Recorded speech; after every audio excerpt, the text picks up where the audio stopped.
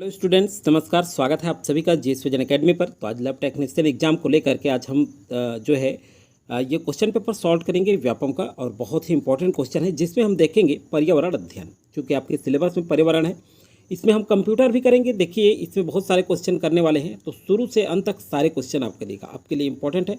क्योंकि कंप्यूटर होगा और सीजी जीके का भी करेंगे और साइंस का भी कुछ क्वेश्चन है और इंडिया जीके का भी कुछ क्वेश्चन है।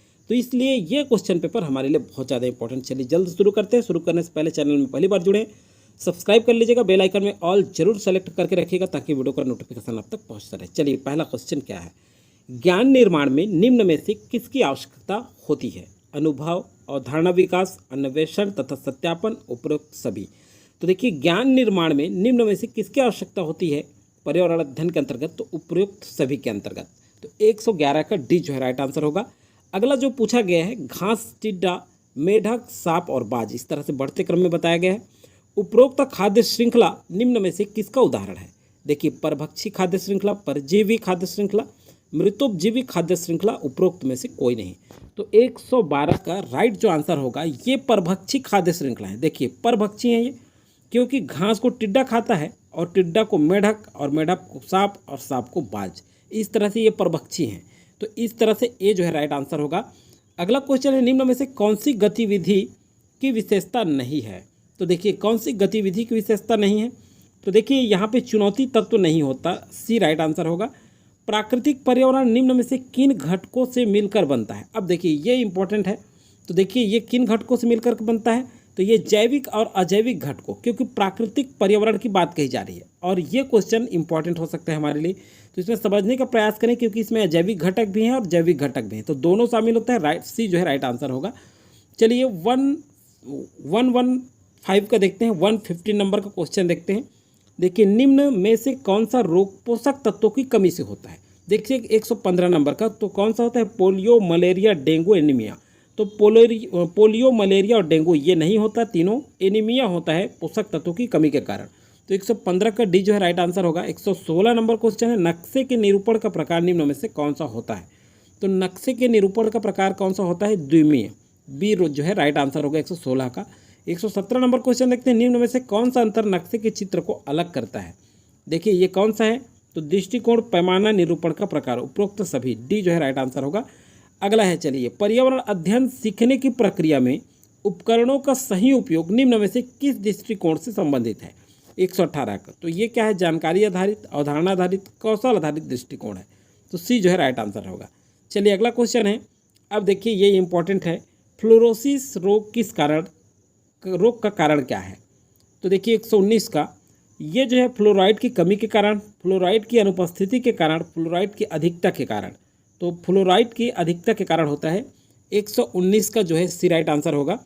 120 का देखते हैं, विभिन्न रीतियों के माध्यम से बच्चे किस पर्यावरण को जान पाते हैं?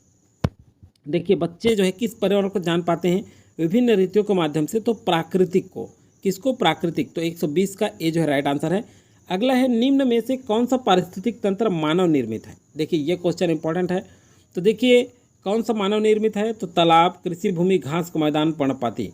तो देखिए, कृषि भूमि जो होता है ये पारिस्थितिक तंत्र मानव द्वारा निर्मित के अंतर्गत आएगा। तो 121 का बी जो राइट आंसर है।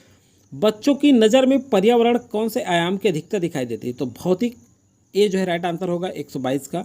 चलिए, अगला क्वेश्चन है, निम्न में से कौन गतिविधि नहीं है? गतिविधि नहीं है पूछ रहा है 123 का। तो ये शिक्षक द्वारा प्रदर्शन, सी जो है राइट आंसर होगा। पर्यावरण अध्ययन पाठ्यक्रम में कौन सी अपेक्षाएं हैं?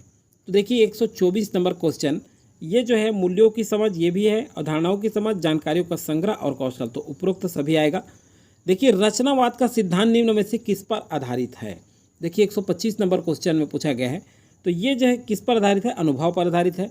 अब देखिए, भारत में बाल विवाह निषेध अधिनियम किस वर्ष लागू किया गया? किस वर्ष लागू किया गया? 126 का। तो देखिए, ये जो है 2007 में लागू किए गए, बी जो है राइट आंसर होगा 126 का। अब चलिए 127 नंबर क्वेश्चन देखते हैं, निम्न में से कौन सा संयुक्त परिवार का लाभ है? तो देखिए, संयुक्त परिवार का लाभ कौन सा है? तो ये जो है देखिए, बच्चों का बेहतर अध्ययन, आपसी समायोजन, एकता का अनुशासन, उपरोक्त सभी आएगा। प्रोजेक्ट कार्य कराए जाने हेतु प्रमुख उद्देश्य निम्न में से क्या है? 128 का। तो ये क्या है? प्रायोगिक शिक्षण, बी जो है 128 का बी जो है राइट आंसर होगा। कुछ कुछ इस तरह से क्वेश्चन बन सकते हैं, इसलिए देख रहे हैं। अगला है, समाज में नशाखोरी फैलने का कारण निम्न में से कौन नहीं है? नशाखोरी फैलने का कौन सा कारण नहीं है? तो ये देखिए, नशा मुक्ति केंद्र आएगा इसका राइट आंसर, क्योंकि ये नहीं है नशा फैलाने का, क्योंकि नशा फैलाने का कार्य नहीं करता। नशा मुक्ति केंद्र नशा छुड़ाने का कार्य करता है। 130 का जो है डी राइट आंसर है। 131, अब चलिए 131 में हम देखेंगे कंप्यूटर से संबंधित सामान्य ज्ञान। इसके बाद हम जो है इसमें कुछ साइंस से भी क्वेश्चन देखेंगे, जीके का, और सीजी जीके भी देखेंगे लास्ट में। तो चलिए, ये है 131 का, किस शॉर्टकट कुंजी का उपयोग एमएस वर्ड में डॉक्यूमेंट सर्च करने के लिए किया जाता है? 131 नंबर क्वेश्चन तो किसका है? Ctrl+F, डी जो राइट आंसर है। अगला है, निम्नलिखित में से कंप्यूटर का उदाहरण है। देखिए 132 का, तो ये क्या है? डेस्कटॉप लैपटॉप दोनों हैं, तो ए और बी दोनों राइट आंसर होगा 132 का। चलिए 133 नंबर क्वेश्चन देखते हैं। निम्नलिखित में से कोई एक सर्च इंजन नहीं है। देखिए सर्च इंजन कौन सा नहीं है?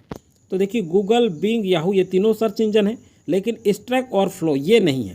133 का डी जो है करेक्ट आंसर। अब आपको सभी क्वेश्चन कर लिए हैं ऐसा लग रहा होगा, क्योंकि रिपीटेड होते हैं क्वेश्चन, इसलिए आपको लग रहा होगा, क्योंकि एक क्वेश्चन पेपर दूसरे क्वेश्चन पेपर में कभी कभी पूछ लिए जाते हैं, कुछ क्वेश्चन सेम भी हो जाता है। वायरस का पूर्ण रूप क्या है? 134 का, तो ये जो है क्या है? वायरस का पूर्ण रूप 134। तो देखिए ये क्या है? विटॉल इन्फॉर्मेशन रिसोर्स अंडर सीज, तो ये जो है सी राइट आंसर होगा 134 का। 135 का देखते हैं, निम्नलिखित में से कौन सा एक वेबसाइट छत्तीसगढ़ सरकार से संबंधित नहीं है? अब देखिए ये बहुत इंपॉर्टेंट है। तो देखिए कुछ क्वेश्चन इंपॉर्टेंट देखने को मिलते हैं। तो ये देखिए WWCGBSE ये छत्तीसगढ़ सरकार का है। CSPDCL ये भी है विद्युत विभाग, और ये भूनिया ऐप ये भी है, भूनिया डॉट ये CG.NIC.in। लेकिन NITR ये जो पहला ऑप्शन दिख रहा है, ये छत्तीसगढ़ सरकार से संबंधित कोई भी वेबसाइट नहीं है, तो ए यहाँ पे राइट आंसर होगा 135 का। चलिए 136 देखते हैं, निम्नलिखित में से कौन सा एक नॉन इम्पैक्ट प्रिंटर नहीं है? देखिए नॉन इम्पैक्ट प्रिंटर नहीं है पूछ रहा है, तो देखिए इसका आंसर क्या होगा 136 का। देखिए इंकजेट नॉन इम्पैक्ट प्रिंटर है, लेजर जेट भी है, और शॉरिक इंक भी है, ये तीनों याद रखना है। लेकिन डेजीविल नहीं है, तो डेजीविल नहीं है तो आंसर आ जाएगा। लेकिन यहाँ से भी क्वेश्चन पूछ सकते हैं कि नॉन इम्पैक्ट प्रिंटर कौन सा है? इंक जेट बार बार पढ़ रहे हैं, लेकिन ऑप्शन में आपको सॉलिड इंक दे दे तो दिक्कत हो जाता है, तो इसलिए तीनों भी याद रखें, ये आपके एग्जाम के दृष्टिकोण से इंपॉर्टेंट हो सकते हैं। चलिए अगला है 137 का। 137 में निम्नलिखित में से कोई एक कॉमर्शियल ऑपरेटिंग सिस्टम नहीं है? आप देखिए कौन सा है? तो फेडोरा है। लेकिन बाकी ये तीनों जो दिखाए गए हैं, ये मैक OS और MS विंडोज़ और IBM AIX, ये जो है तीनों क्या है? ये कॉमर्शियल ऑपरेटिंग सिस्टम है। तो कॉमर्शियल ऑपरेटिंग सिस्टम में ऑप्शन दिया जा सकता है। ये तीनों आप अच्छे से याद रखेंगे, ये कॉमर्शियल ऑपरेटिंग सिस्टम है, बाकी फेडोरा नहीं है इस क्वेश्चन के अनुसार, ये वाला। चलिए MMS का पूर्ण रूप क्या है? ये पूछा गया है 138 का। तो MMS का पूर्ण रूप क्या होगा? मल्टीमीडिया मैसेजिंग सर्विस, तो बी जो है राइट आंसर होगा 138 का। 139 नंबर क्वेश्चन देखते हैं, 1 गीगाबाइट में कितने होते हैं? 1024 मेगाबाइट होते हैं। 139 का ए जो है राइट आंसर है। 140 का देखते हैं, कंप्यूटर उपकरणों के संदर्भ में विषम को चुनें। तो देखिए विषम को चुनें, तो प्लॉटर, मॉनिटर, स्कैनर, ये सभी CPU इनसे अलग है, क्योंकि CPU कंप्यूटर का मस्तिष्क भी कहा जाता है, आप जानते हैं, तो इसलिए अलग है ये।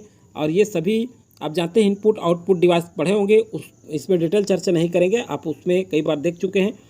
अब देखिए सामान्य ज्ञान में देखते हैं क्या क्या क्वेश्चन पूछा गया है। तो बैलाडीला में लय का कितने निक्षेप हैं? बैलाडीला में ये राज्य से संबंधित जीके, तो 14 निक्षेप हैं। अच्छे से याद रखिएगा, बहुत इंपॉर्टेंट हो सकता है आपके लिए। 142 सबसे अधिक लवणता वाला सागर कौन सा है? 142, तो ये ज्योग्राफी से संबंधित आपके इंपॉर्टेंट क्वेश्चन बन सकते हैं, याद रखिएगा। तो 142 का ये मृत सागर जो है, ये अधिक लवणता वाला सागर है, तो 142 का डी राइट आंसर है। 143 नंबर देखते हैं, भारत में कितने पंचवर्षीय योजनाएं पूर्ण हुई है? भारत में कितने पंचवर्षीय योजनाएं पूर्ण हुई है? तो 12 पंचवर्षीय योजनाएं पूर्ण हुई हैं। 143 का बी राइट आंसर है। चलिए अगला देखते हैं, निम्नलिखित में से किस अधिवेशन में कांग्रेस के समूहों का नरम दल एवं गरम दल में विभाजित हुआ था? 144 का, तो ये सूरत में हुआ था, आप सभी को पता भी होगा, ये आंसर है। पिग्मी का निवास स्थान क्या है? ये देखिए ज्योग्राफी से संबंधित क्वेश्चन। इसको मैं आपको प्रैक्टिस सेट में भी कराया हूँ ज्योग्राफी का, तो ये इंपॉर्टेंट हो सकता है। ये पटवारी में एग्जाम में भी पूछा गया था। तो 145 का ये कांगो बेसिन है, किसमें? पिग्मी का निवास क्षेत्र कांगो बेसिन। 145 का बी। 146 का देखते हैं, चलिए, प्रति व्यक्ति आय का कौन सा फार्मूला सही है? तो प्रति व्यक्ति आय का कौन सा फार्मूला सही है? 146 प्रति व्यक्ति आय विशुद्ध राष्ट्रीय आय बटे जनसंख्या, तो ये बी जो है राइट आंसर है। अगला है, इस राज्य के कुल राजस्व में से खनिज के लगभग कितने प्रतिशत राजस्व प्राप्त होता है? बहुत ज़्यादा इंपॉर्टेंट क्वेश्चन है। तो इससे 27% जो है इस राज्य से कुल खनिज राजस्व पूछ रहा है, लगभग 27% खनिज यहाँ पे राजस्व प्राप्त होता है। तो बी जो है राइट आंसर है 147 का। 148 का देखते हैं, इस राज्य की सबरी नदी का उद्गम किस स्थान पर है? किस स्थान से है? 148 का। तो 148 का देखते हैं, ये क्या है? नंदपुर पर्वत से। किससे? नंदपुर पर्वत। नया टाइप का क्वेश्चन आपको देखने को मिल ही गया। तो इस टाइप से कुछ क्वेश्चन नए देखने को मिलेंगे आपके। 2 से 4 क्वेश्चन रहता है, 1-2 क्वेश्चन ऐसे आते हैं जो नया टाइप के देखने को मिलते हैं, थोड़ा डीप रहता है, जो हम पढ़े नहीं रहते। तो इसलिए आप अच्छे से तैयारी करें। अगला क्वेश्चन है आपका, निम्नलिखित में से किस वायस रावत्व काल में बंगाल का विभाजन कार्यान्वित किया गया था? किसमें कार्यान्वित किया गया था? 149 का। तो लॉर्ड कर्जन के जो है काल में, वायसराय के काल में बंगाल विभाजन का कार्यान्वयन किया गया था, कार्यान्वित किया गया था। तो बी 149 का बी राइट आंसर है। अगला क्वेश्चन है और बहुत इंपॉर्टेंट है, ये ज्योग्राफी से है। लेब्राडोर जलधारा प्रवाहित होती है। अब देखिए, लेब्राडोर जो जलधारा है ये उत्तर अंध महासागर से। तो 150 का ए जो है राइट आंसर है। आज पूरा कंप्लीट कर लिए हम ये क्वेश्चन, कंप्यूटर का, सीजीजीके का भी, कुछ साइंस का भी देखे, कुछ ज्योग्राफी का भी देखे। इसी तरह से लगातार वीडियो प्रोवाइड होता रहेगा। अंत में जो है हम रणनीति देखेंगे कि किस तरह से क्वेश्चन सॉल्व करना है। आपका एग्ज़ाम 6 तारीख को है और 6 से पहले 5 को ये हम देखेंगे कि कैसे हम क्वेश्चन को टिक करें, कितना क्वेश्चन अटेम्प्ट करना है हमें। तो ये सारी जो रणनीतियाँ हैं ये अलग से वीडियो आपको प्रोवाइड कराया जाएगा। तो आप सभी को शुभकामनाओं के साथ।